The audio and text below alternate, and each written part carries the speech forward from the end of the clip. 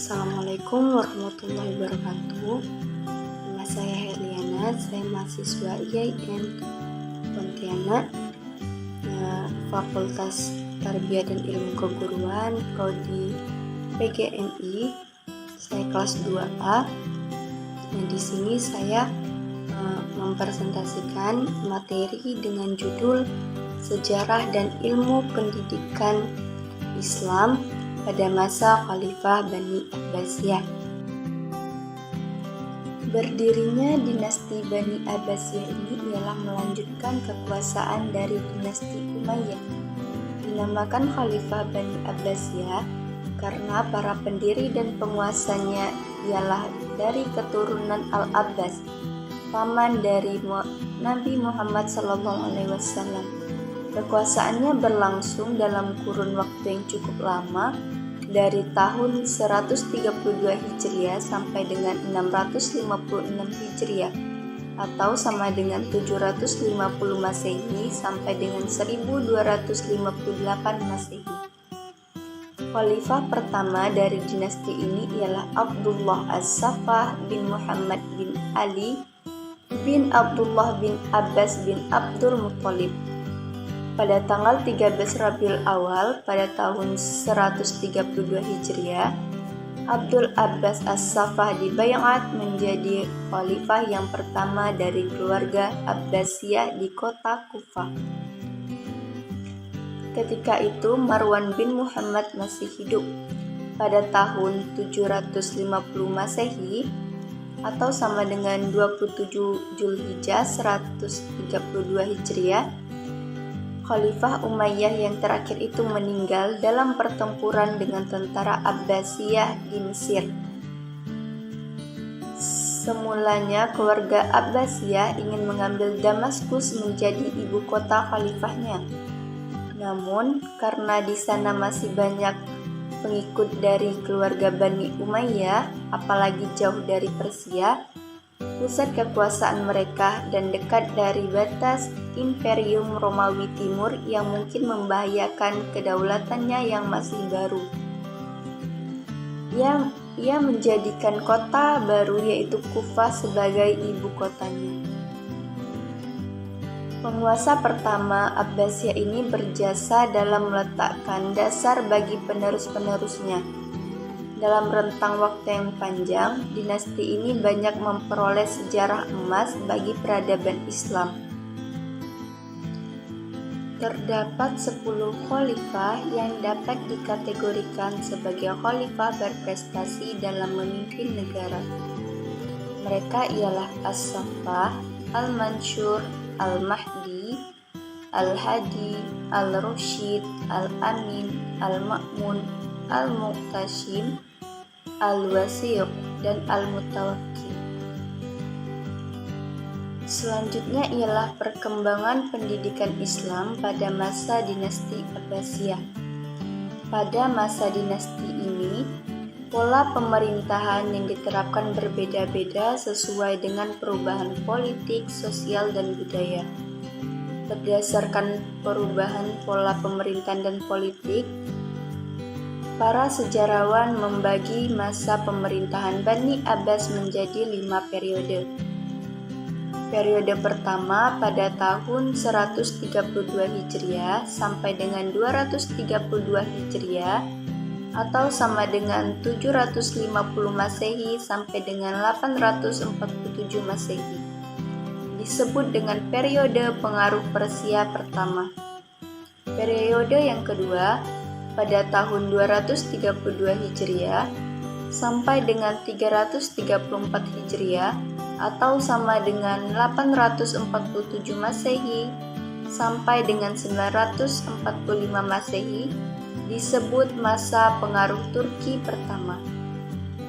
Periode yang ketiga pada tahun 334 Hijriah sampai dengan 447 Hijriah sama dengan 945 Masehi sampai dengan 1055 Masehi disebut dengan masa kekuasaan dinasti Buwai dalam pemerintahan Khalifah Abbasiyah.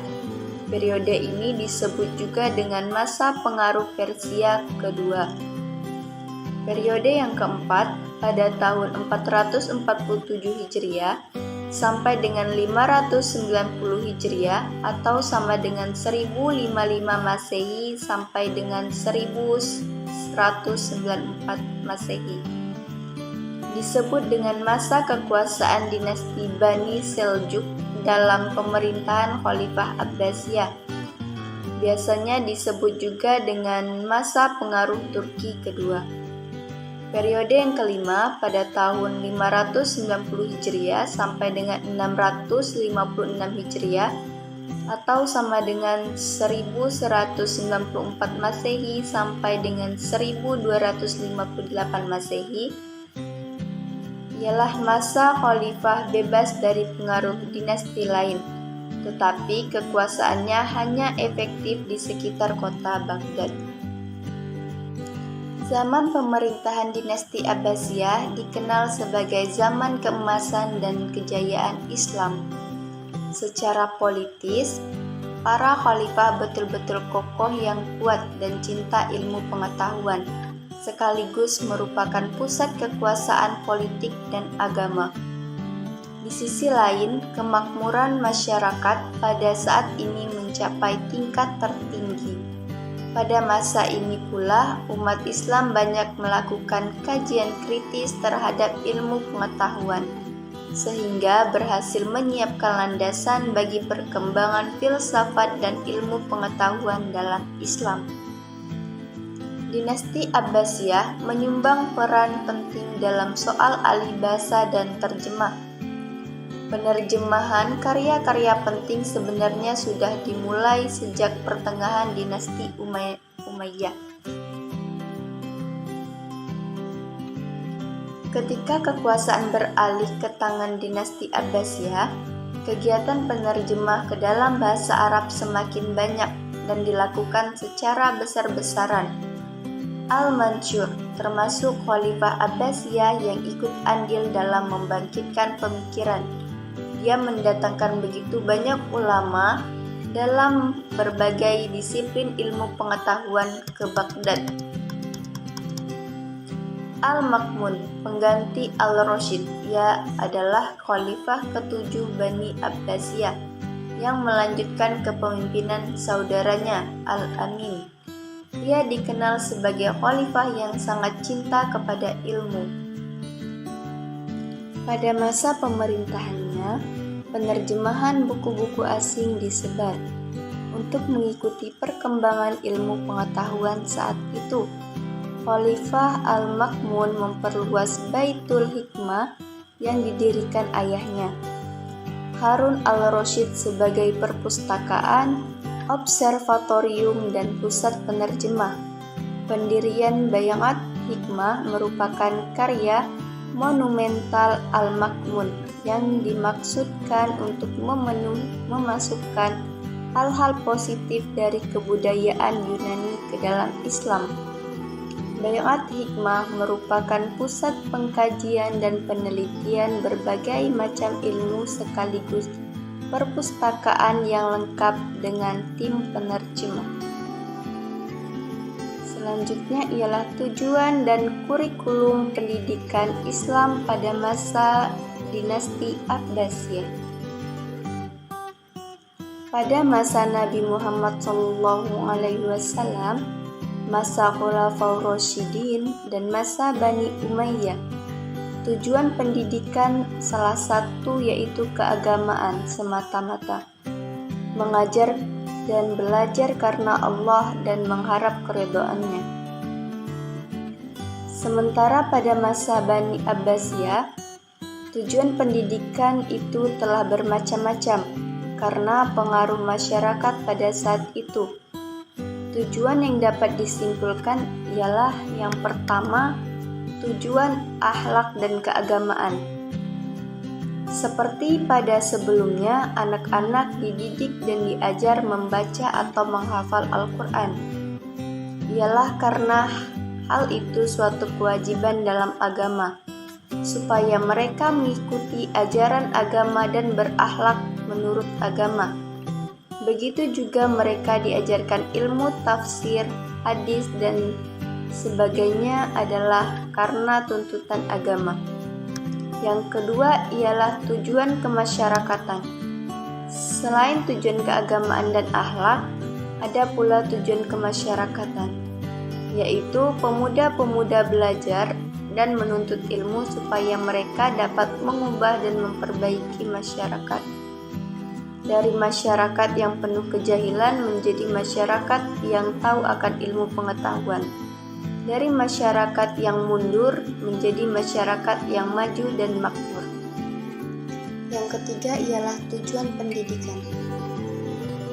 Cinta akan ilmu pengetahuan serta senang dalam mencapai ilmu.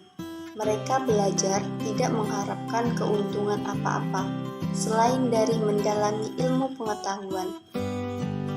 Mereka menuntut ilmu tanpa memperdulikan susah payahnya dalam perjalanan, yang umumnya dilakukan dengan berjalan kaki atau mengendarai keledai. Tujuan mereka ialah hanya memuaskan jiwanya yang akan haus ilmu pengetahuan. Yang keempat, tujuan pendidikan sebagai kaum muslimin.